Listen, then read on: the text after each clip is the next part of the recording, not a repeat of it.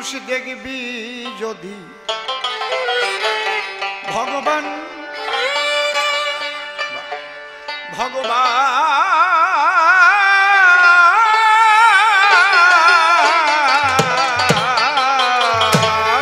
ওরে মানুষ দেখবি যদি ভগবান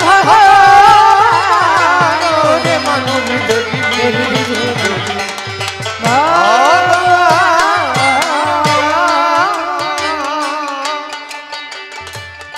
আগে ছেড়ে দে তোর হিংসা বৃত্তি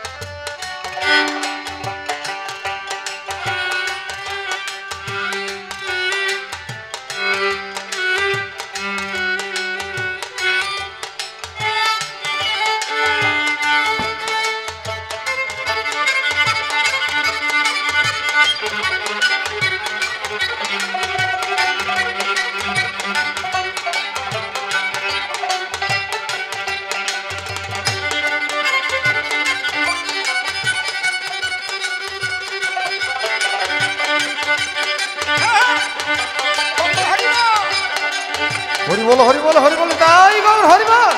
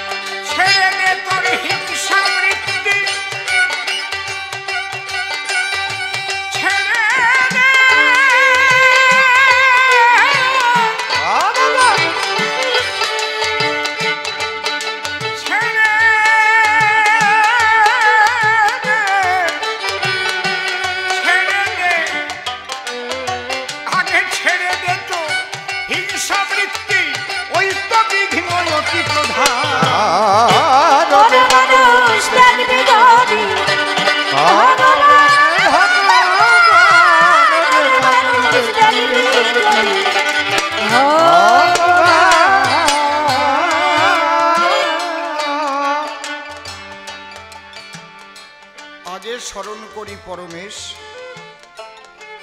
যার গুণ বর্ণিয়া শেষ বেদে করতে নারে, স্মরণ নিলে যার পায় ব্যাঘাত বিঘ্ন দূরে যায়, বারে বারে নমস্কার করি তার। পরে বন্দি মায়ের চরণ যে পদ বিপদ হরণ, ভবসিন্ধু তরণের একমাত্র উপায়। যে পদ ভাবিলে পরে আপদ হরে বিপদ হরে, জীবগণে ধ্রুব মুক্ত পায়।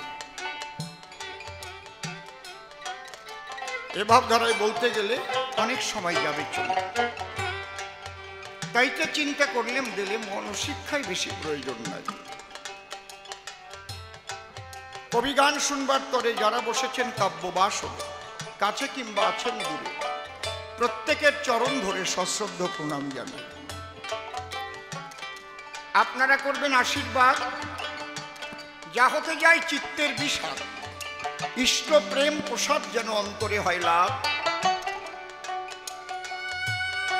যত আছে খুঁটিনাটি ঝেড়ে দেহের ময়লা মাটি, দেহখানা করে খাটি ভেতরেতে জাগে যেন পবিত্র স্বভাব।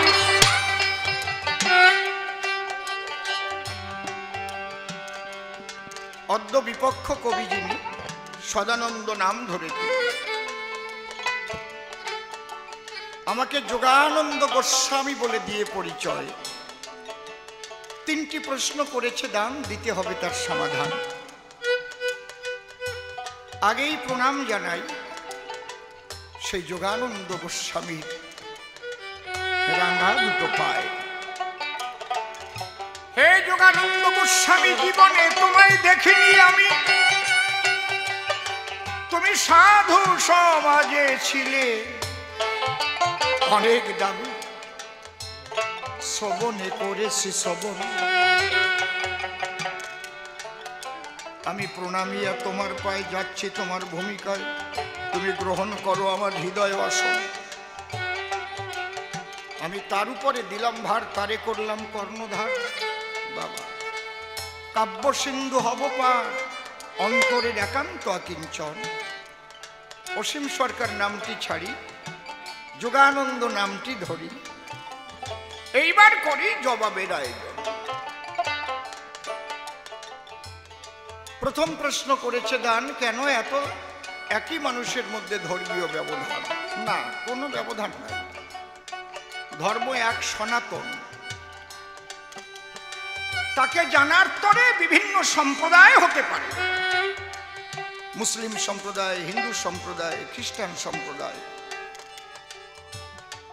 বহু সম্প্রদায় আছে চরাচরে। এই সম্প্রদায়গুলোর নাম যেদিন থেকে ধর্ম হলো সেদিন থেকে ঝামেলাটা তৈরি হয়েছিল। ধর্ম এক, সনাতন।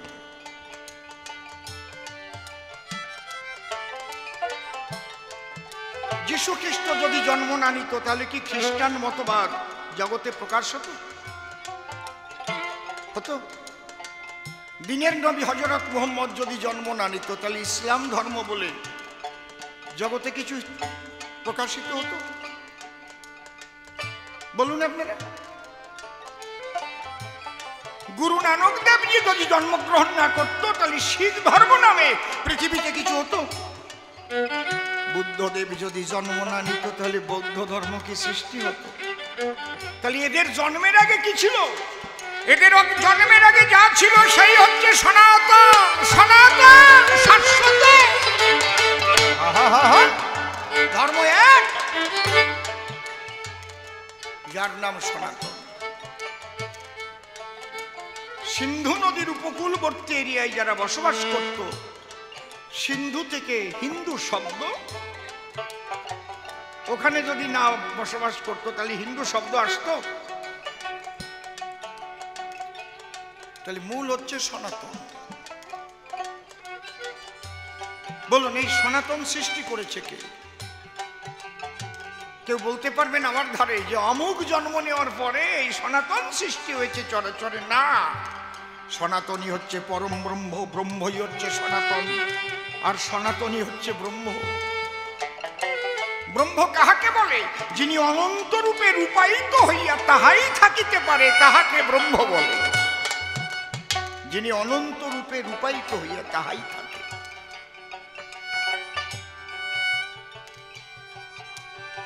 সেই মহাশক্তি সনাতন, যাকে বিজ্ঞানে বলছে সুপ্রিম পাওয়ার। কেউ বলছে কৃষ্ণ, কেউ বলছে হরি, কেউ বলছে রাম, কেউ বলছে আল্লাহ, কেউ বলছে কালী, কেউ বলে শিব ত্রিপুরারি। শক্তি, এই নামগুলো সব আমাদের দেওয়া। প্রত্যেকটা নাম অ্যাডজেক্টিভ, গুণবাচক। কিন্তু ব্রহ্মা তিনি অনন্ত, অসীম, অনাদি, সর্বশক্তিমান। আমরা দেহধারী যারা কেমন করে পাবো তারা? এই জন্যে এক একটা নাম বর্তমান, এক একটা মূর্তি গড়ে মানুষ পূজা করে। শ্রী শ্রী ঠাকুর ভবা পাগলাকে আমি জিজ্ঞেস করেছিলাম, পাগল তিনি অনন্ত, অসীম, অনাদি, তাহলে পূর্ণ ব্রহ্ম বলে কেন? পূর্ণ ব্রহ্ম হলে তো একটা শেষ আছে, পূর্ণতা। পূর্ণ এক গ্লাস জল। প্রথমে কয় শালাই তো চালাক হয়ে উঠিছে, বলে বেশি অনন্ত অনন্ত করিস না। তোর পিপাসা লাগছে, তোকে নিয়ে যাব সাগরের কাছে, সাগরের জলে চুবনি দিয়ে রাখবো 2 ঘন্টা, জল খাওয়াবো, আর বাঁচবি? তোর দরকার 1 গ্লাস জল, তোর পিপাসা নিবারণ হবে। তাই যে রূপ তোর ভালো লাগে, যে রূপে তোর প্রেম জাগে, তুই তাতে ভক্তি কর, তার চরণে আত্মসমর্পণ কর, সারেন্ডার কর। সে সার্ভেন্ট হয়ে তোর সব করে দেবে। এই হচ্ছে সনাতনের ভক্তিভাব। তাই প্রথমেই ভবার গান ধরেছি, ছেড়ে দে তোর হিংসা বৃত্তি, ছেড়ে দে, ছেড়ে দে তোর হিংসা বৃত্তি, ওই তো বিঘ্ন অতি প্রধান। মানুষ দেখিবি যদি ভগবান ভগবান মানুষ দেখিবি যদি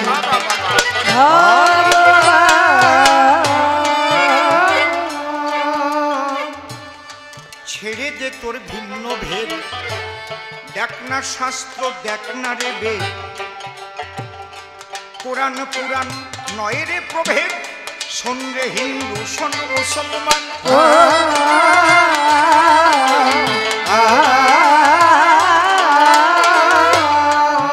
এই যে যে সনাতন যে এক, এটা আমরা প্রত্যেকটা ধর্মীয় সম্প্রদায়ের যে ধর্মগ্রন্থ এবং তাদের সাধু গুরু পীর, তাদের যে সিদ্ধান্ত, এটা দেখলেই কিন্তু বুঝতে পারবো সনাতনের থেকে নড়লে সে আর ধার্মিক না। প্রথমেই বলেছে সনাতনে সত্যই সনাতন, সত্য রূপং পরম ব্রহ্ম, সত্য হি পরমং তপ, সত্য মূলা ক্রিয়া সর্বা, সত্যাৎ পরতর নহি। এই একই কথা বলছে বাইবেলে, truth is god, god is truth. সত্য ঈশ্বর, ঈশ্বরই সত্য। এই একই কথা মুসলমান ভাইদের হাদিসে রয়েছে। কে খাঁটি মুসলমান? যার ঠিক আছে ঈমান, যার ঈমান ঠিক নাই সে নয় ঈমানদারি মুসলমান।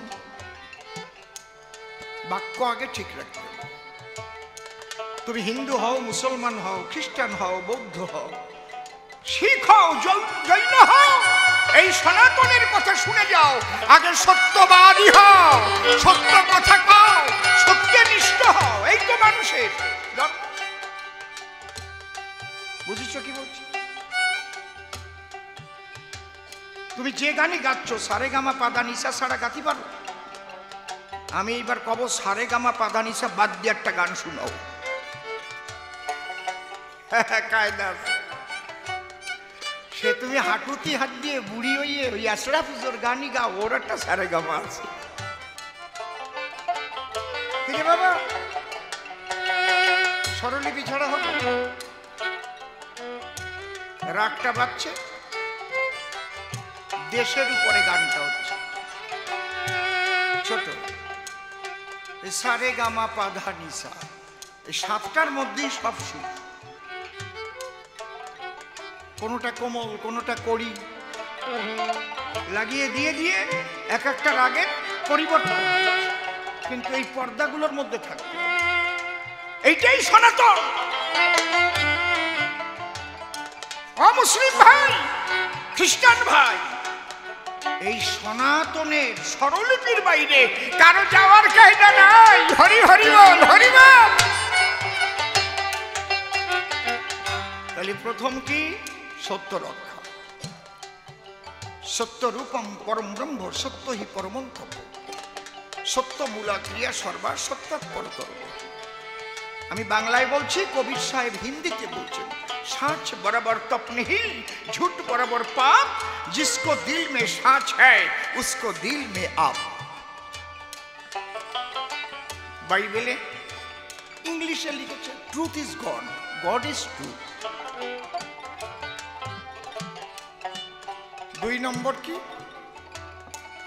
পিতৃধন রক্ষা করা, ব্রহ্মচর্য।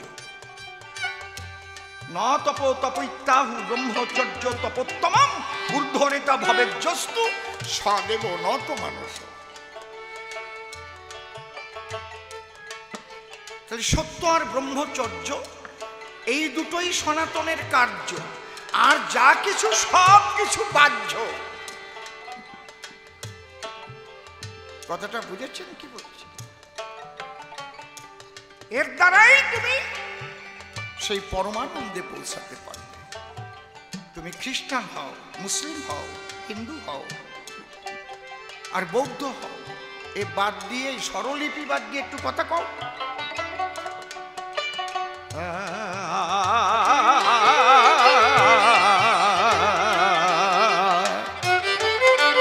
ওই একটার মধ্যে দিয়ে খেলা করতে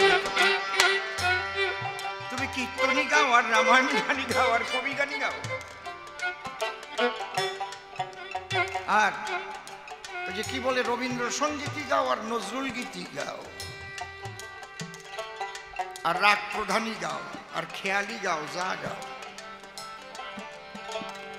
স্বরলিপি বাদ দিয়ে তুমি পারবে না।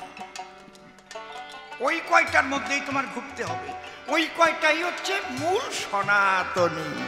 সমস্ত মানুষের জন্য একই ধর্ম, তার নাম সনাতন।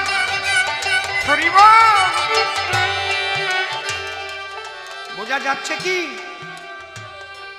আমি বুঝলি হবে কি, না বোঝার দলই বেশি, এই জন্যই বেজাল বাদে। এই না বোঝার দলগুলোই তো বেশি।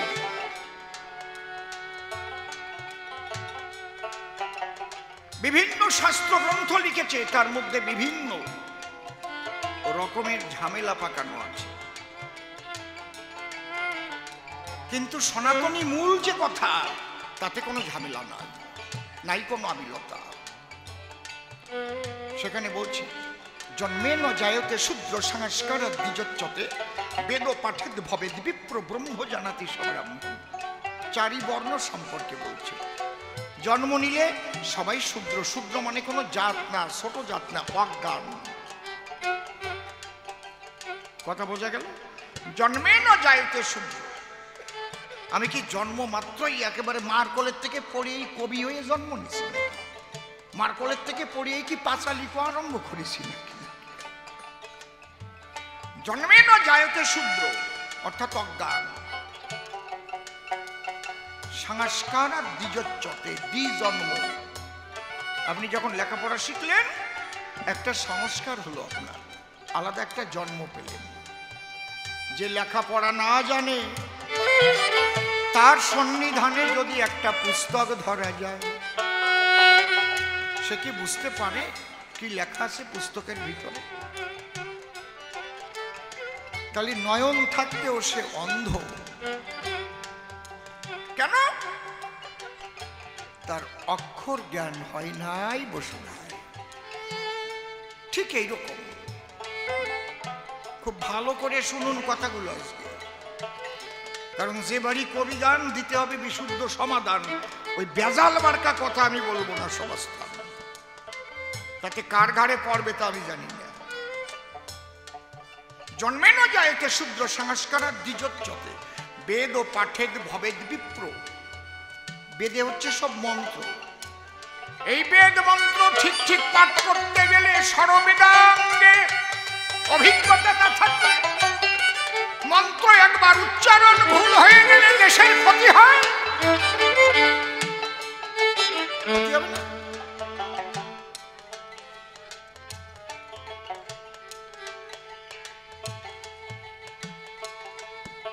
এগুলো তো আমাকে শিখতে হবে। আমি ঝট করে বেদ অধ্যয়ন করা আরম্ভ করলাম। মন্ত্র ভুল হয়ে গেলে কিন্তু খুব খারাপ। আমি মন্ত্র জীবনে বলবো না, তা ভালো। শুধু হরে কৃষ্ণ বলবো, মা মা বলে কাঁদবো, হরিবল বলে চোখের জলে ভাসবো, কোনো দোষ নাই। মন্ত্র কটি গেলি ভুল হলি দোষ আছে। এক ভদ্রলোক মেয়ে বিয়ে দিয়েছে, উনি এবার পণ্ডিত, সংস্কৃতে পণ্ডিত, রূপে গুণে মণ্ডিত। জামাই যখন এসে প্রণাম করেছে, মেয়ে নিয়ে যাবে, তখন পণ্ডিত মশাই চিন্তা করে আমার একটু সংস্কৃতি আশীর্বাদ না দিলে কি হয়? আমি যে পণ্ডিত এটা তো পাবে পরিচয়। উনি সংস্কৃতি আশীর্বাদ দিচ্ছে। জামাই প্রণাম করেছে, আশীর্বাদ যদি দেয় বাবা, যেমন মায়েরা দেয়, আমার মাথায় যত চুল তুমি তত আয়ু পাও, হয় না? উনি একটু সংস্কৃতে আশীর্বাদ করতেছে, বলবে যে 100 বৎসর আয়ু হোক। ওর সংস্কৃত কি? শতায়ু ভব, শতায়ু ভব। কিন্তু উনি আবার ঢাকাইয়া মানুষ আবার শখ হইতে পারে না, হই না যা, কোন হানে যাস, কয় না? যেই শতায়ু বলতে গেছে কয় হতায়ু ভব। হতায়ু মানে কি? আয়ু শেষ হয়ে যাক, মরিয়ে যাও, আমার মাইয়ে না বিধবা হয়ে যায়। কেমন লাগে? কি গোসাই, খালি শতায়ুর জায়গা হতায়ু বলল, কি সর্বনষ্ট হয়ে গেল। এই জন্য বেদ পাঠের ভবেদ বিপ্র, ব্রহ্ম জানাতি ব্রহ্ম। যিনি সাধনা করে ব্রহ্মকে জানেন তিনি হন একমাত্র ব্রাহ্মণ। এই যোগ্যতা করিলে অর্জন, যজ্ঞ সূত্র পড়ার অধিকারী সেই জন্য, সেই জন, তার এটার নাম যজ্ঞ সূত্র, অযজ্ঞ সূত্র না। যেদিন থেকে সনাতনের নাম হিন্দু হলো এবং হিন্দুর মধ্যে জন্মসূত্রে বর্ণ পরিচয় আরম্ভ হলো, সেদিন থেকে হিন্দু ধর্মের অধঃপতন দেখা দিল। বুঝতে পারছেন কি বলছি? আরে বাবা, আমি যতই ধর্ম কথা বলি, যতই সততা নিয়ে চলি, খাতা কলমে লিখতে গেলে আমার নাম লিখতে হবে অসীম সরকার, এসসি নমশূদ্র। কিন্তু আমি কি শূদ্রের কাজ করেছি? করি কি? আমার কাজই তো ব্রাহ্মণের কাজ। যে কাজটা ব্রাহ্মণদের করার দরকার, ঈশ্বরমুখী করা, মানুষকে প্রেম ভক্তি দান করা, সারা জীবন তো এই করে গেলাম, কিন্তু লিখতেই হবে আমি নমশূদ্র। বুঝেছেন? এটা ছিল না আগে। ভগবান শ্রীকৃষ্ণ গীতায় বলেছে, চাতুর্বর্ণময়া সিস্টম গুণ কর্ম বিভাগস। গুণ আর কর্ম অনুপাতে আমি 4টি বর্ণ সৃষ্টি করলাম জগতে। জন্ম অনুপাতে না গোসাই, বুঝতে পারছেন?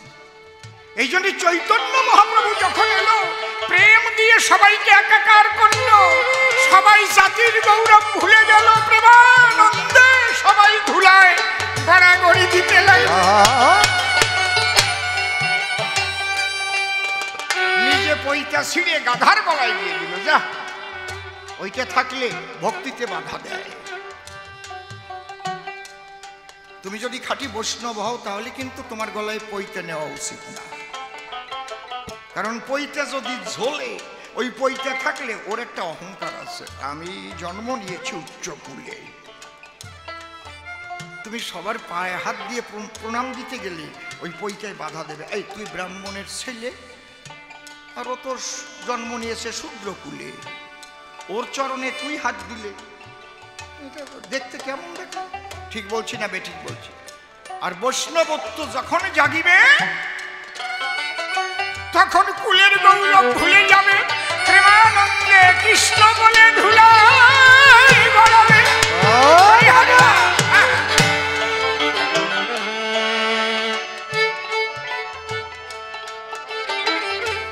এই ভাবটা শিখাবার জন্যই হরিচাঁদ ঠাকুর এসেছিলেন, আর কিছু না।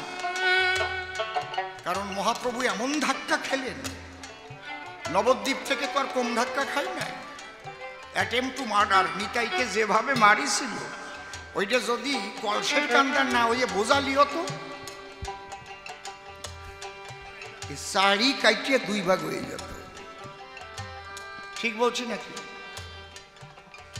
মহাপ্রভুকে কি কম কষ্ট দিয়েছে? তার জাত মারা গেছে।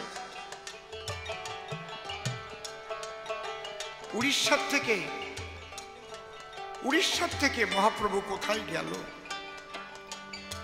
ভক্তেরা বলছে জগন্নাথের সঙ্গে বিলীন হইল।